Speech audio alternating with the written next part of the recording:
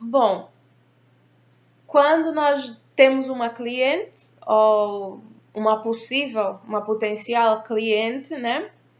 A primeira coisa que nós fazemos é encontrar-nos com a cliente para conhecermos e para a cliente nos conhecer também e conversamos sobre nós próprias, explicamos como é que nós somos, o que é que nós defendemos, como é que nós trabalhamos e mostramos muito da nossa personalidade. E também aproveitamos para conhecer a cliente. A cliente também diz-nos como é que ela é, o que é que ela gosta, pode falar já sobre a gravidez, sobre o que é que são as expectativas dela sobre o parto. E esse primeiro encontro é gratuito, é como se fosse um encontro entre duas amigas. Não tem, a doula não cobra nada por esse primeiro encontro, porque é mesmo só para se conhecerem. E quando uma mulher quer escolher uma doula, o que se recomenda é que se escolha uma doula que tenha uma personalidade que ela goste. Porque se a doula for super bem treinada, tiver um monte de certificados, tiver toda a experiência do mundo, mas não tiver uma personalidade que não inspire confiança à cliente ou que não ajude a cliente a se sentir confortável com ela, essa doula não lhe vai servir para nada. Porque o que a mulher precisa no momento do parto é ter à sua volta pessoas em quem ela possa confiar, pessoas para quem ela se possa abrir no momento em que ela se sentir mais vulnerável, uma pessoa a quem ela possa abraçar, a quem ela se sinta confortável. Então, o número dos requisitos para quando se decide, não, esta pessoa vai ser a minha doula, é realmente se a personalidade da doula é compatível com a personalidade da cliente. E então, depois desse primeiro encontro, a cliente pode querer ir conhecer outras doulas antes e depois dela fazer a sua escolha e decidir que quer doula tal, se for o meu caso, que é como eu faço, eu vou encontrar-me com essa cliente mais 2 vezes antes do parto, que é numa consulta, numa altura entre a 18ª e a 24ª semana de gravidez, em que vamos conversar sobre nutrição, vamos conversar sobre exercícios que ela possa fazer para ir preparando o corpo dela para o parto, porque um parto é um trabalho físico muito, muito, muito grande. E é preciso o nosso corpo estar preparado. Então, quanto mais nós fizermos exercício, melhor. Claro, não vamos abusar de fazer exercício também para não pôr o bebê em risco, nem nós próprias em risco. Mas quanto mais nós fizermos exercícios seguros, por exemplo, um yoga, pilates, caminhadas, às vezes mesmo corridas, não são assim tão más. Ou qualquer exercício que a mãe já esteja habituada a fazer. Por exemplo, há pessoas que dançam durante a gravidez toda, vão fazer as suas aulas de balé, de samba, de rumba, seja o que for, mas sempre tendo o cuidado de ouvir o seu corpo, de ver os sinais que o corpo dá quando já estamos muito exaustas, quando já estamos a sentir dor. É bom parar, porque quando sentimos dor é o nosso corpo a nos dar um alerta, a dizer, ops, para aí que há uma coisa que não está bem aqui comigo. Então, sempre é bom fazer exercício. Eu recomendo a 100% que se faça exercício durante a gravidez, mas é preciso realmente ter esse cuidado de ouvirmos aquilo que o nosso corpo nos diz para que não cometamos excessos e nos ponhamos em risco. Também nessa primeira consulta, eu como doula dou bastante informação sobre o processo de gravidez, sobre cada um dos 3 trimestres, sobre também o processo do parto e falo sobre algumas das doenças que são mais frequentes durante a gravidez, que podem ser muito bem evitadas com uma boa alimentação e com exercícios. Falo também sobre as condições que na gravidez e perto da altura do parto podem levar a que seja necessário uma cesariana ou um parto induzido.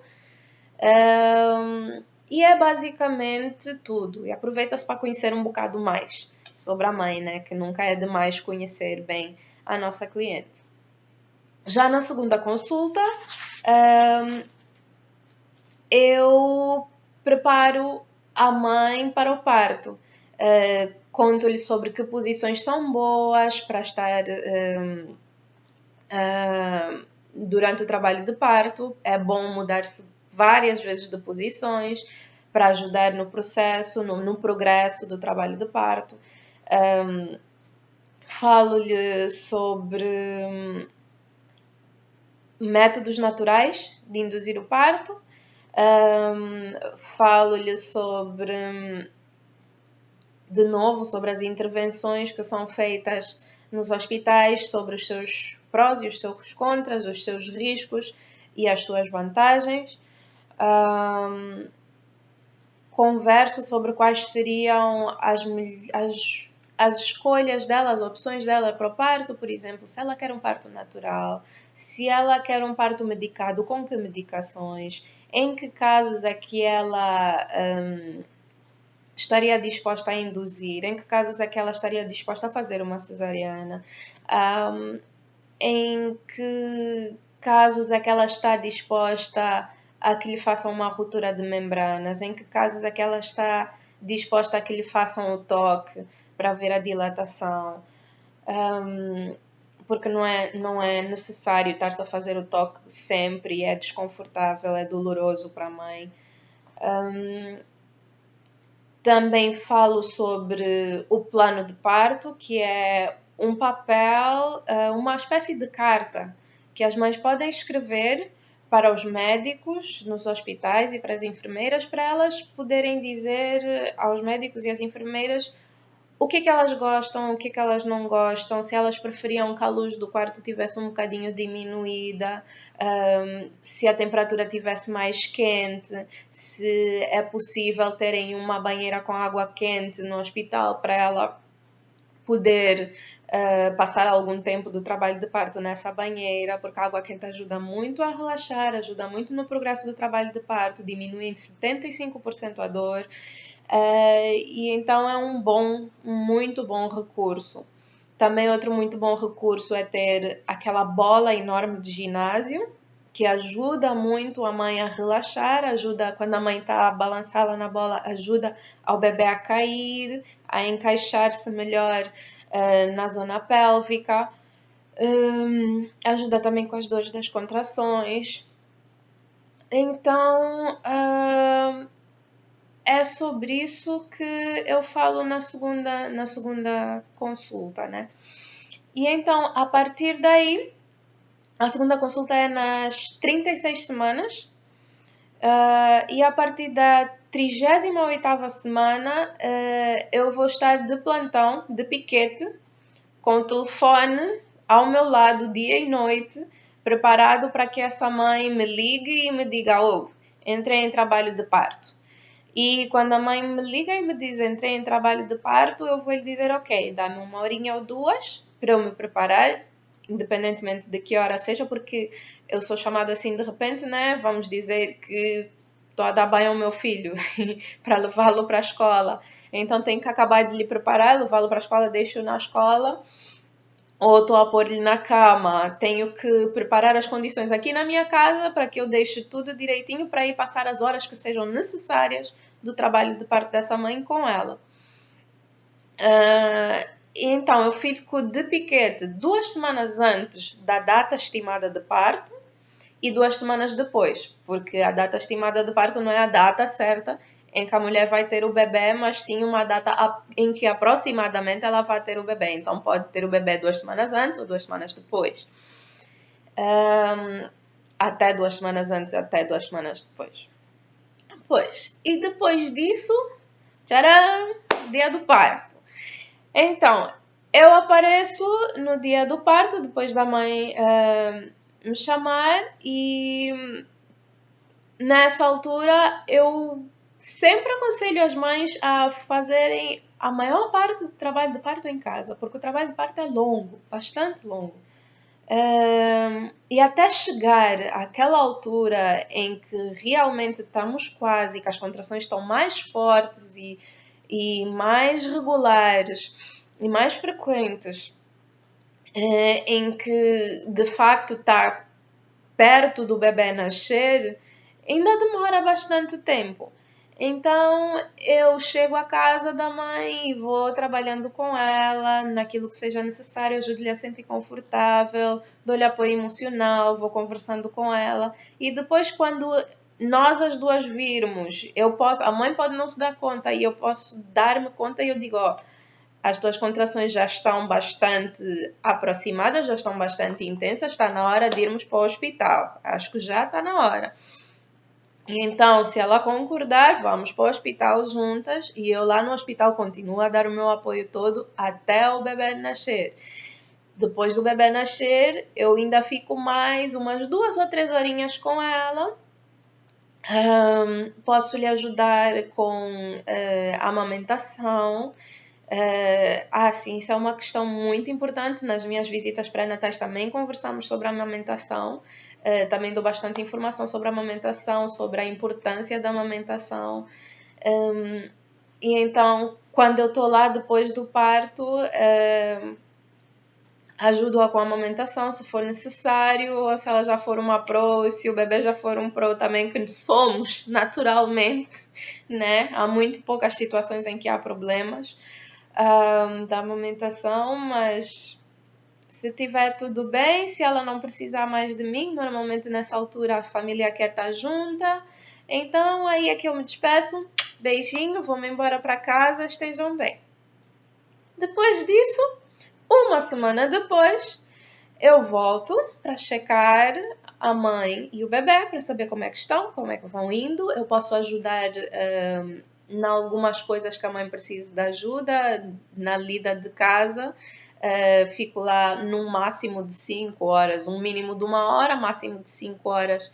Se ela estiver sozinha, vou lhe ajudando a cuidar do bebê, se ela precisar que eu lhe ensine técnicas de fazer o bebê adormecer,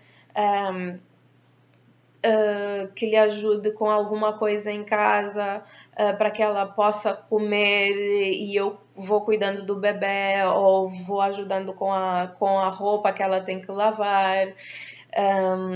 Ou eu mesma faço alguma comida bastante nutritiva para a mãe, para ela se alimentar porque ela precisa.